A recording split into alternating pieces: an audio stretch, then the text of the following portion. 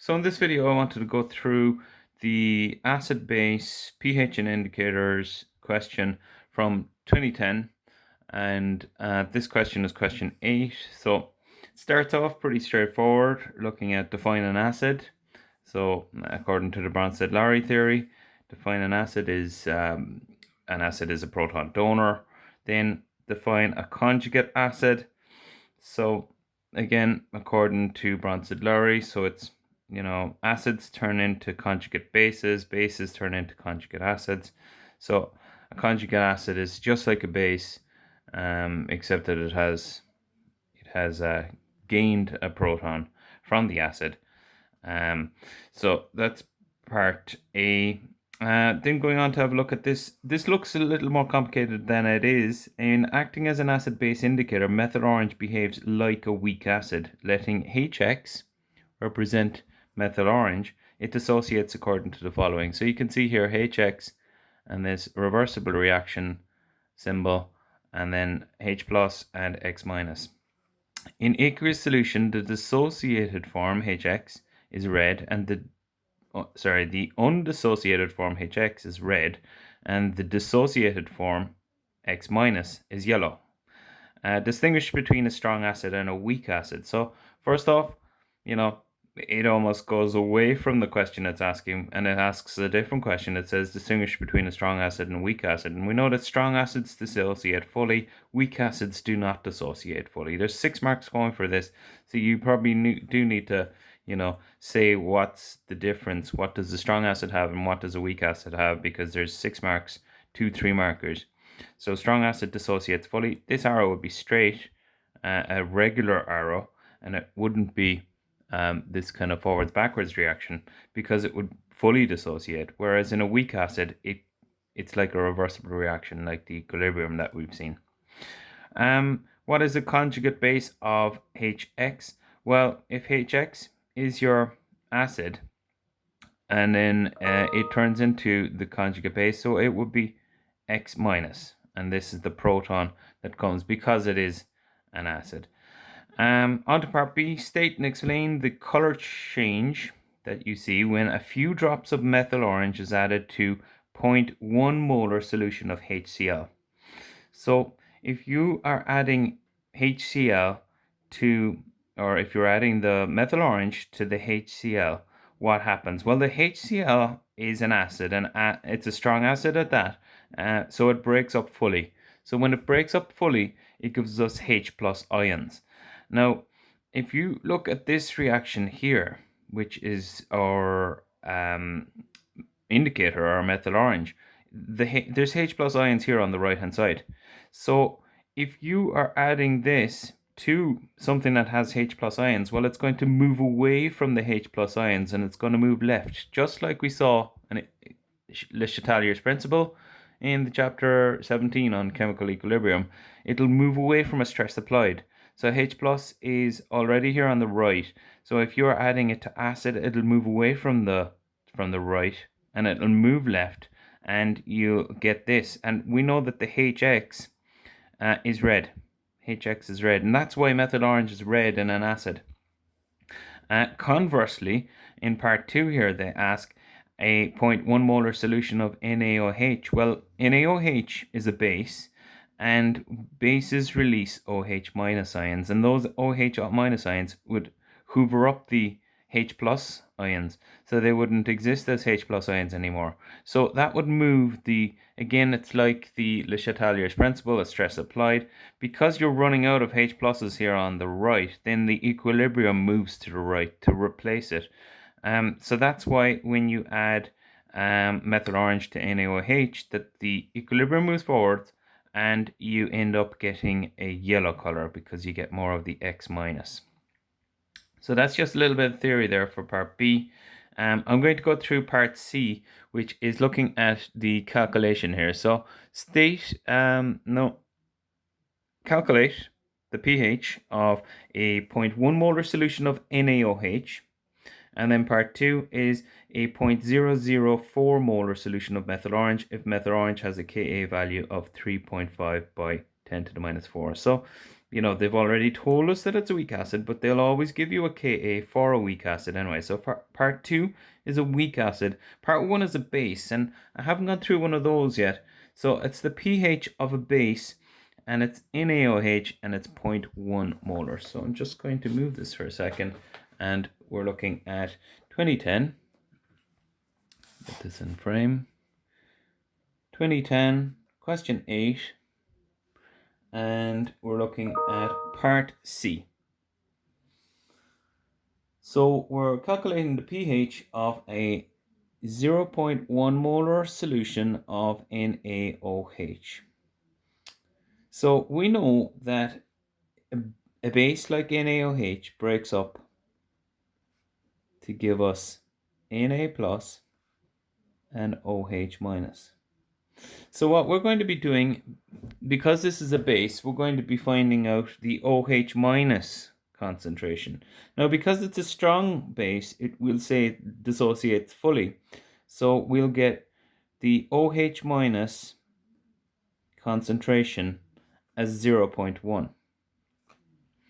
Because we've got 0.1 moles of NaOH, so that will give us 0.1 moles of our OH minus ions. So when we fill this in, instead of getting pH, we're going to get POH. And the formula is the same, minus log to the base 10, but in this case it's the OH minus ions concentration. So we'll put in that value, minus log to the base 10 of 0.1, and that value is going to give us the POH minus log to the base 10 of 0.1, and we get 1. So the POH is 1. Now we also know that the pH and the POH gives us 14. Now we can fill in here 1. So our pH is equal to 14 minus 1, which is equal to 13. So our pH of our NaOH is 13. We don't use the POH scale, we use the pH scale, so that's why we need to return and subtract the POH from 14 to find the answer for C part 1. For C part 2 then, we're looking at a weak acid. So C part 2, we're looking at a weak acid, and we're looking at the methyl orange.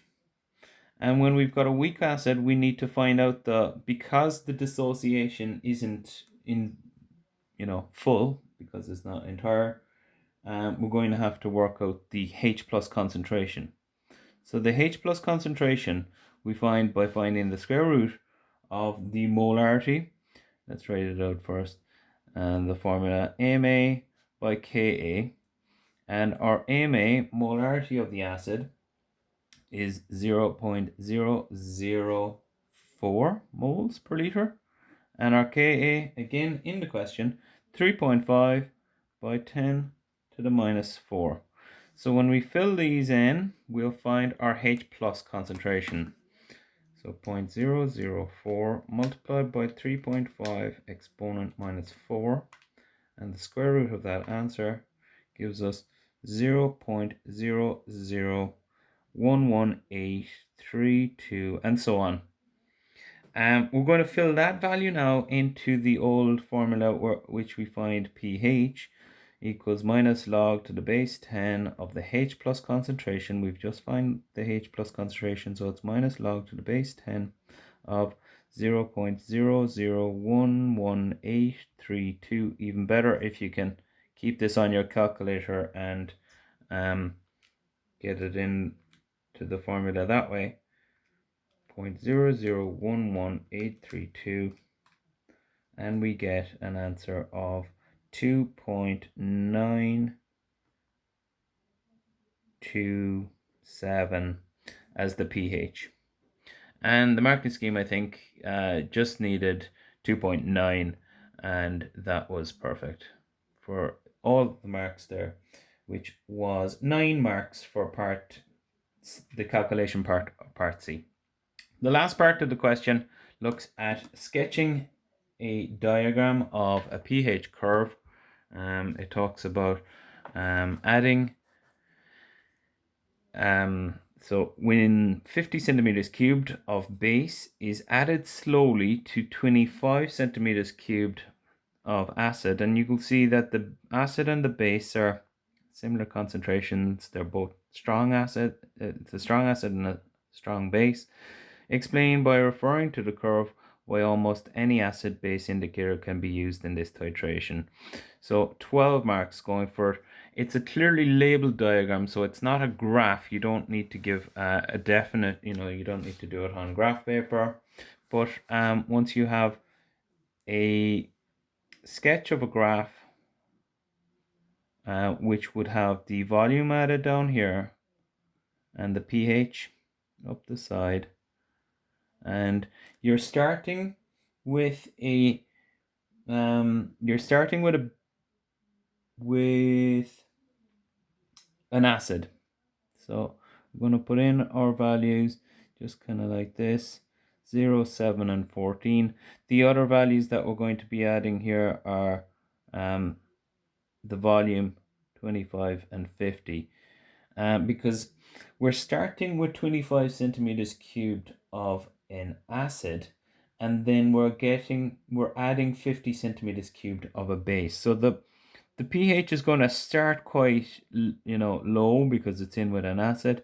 Then once we get to around the halfway point, because they're a strong acid and a strong base of exactly the same concentration, they're going to change around the halfway point where you end up having more of the base present.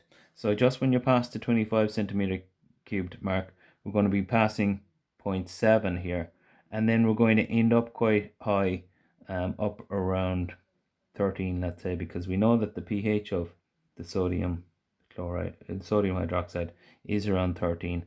So let's say we could start around here, and we could maybe end up around here. So our value will probably end up, our graph would look somewhat like this,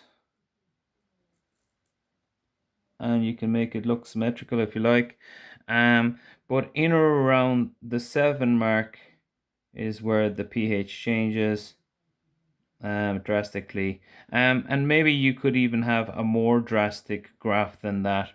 I suppose the important thing is that you're starting low, then you are changing quickly, and then you're ending up high. So that might be a better kind of line for a graph. So obviously this shows you use pencil when you're drawing a graph, not like me there in a biro, which allows you to change it, but quite a drastic change there towards the end. And then I suppose basically the last question that they had there is, why could you use any acid base indicator? Well, that's because most indicators change within this range, somewhere between pH 3 and 10. It's quite a broad range there, so you can use any indicator.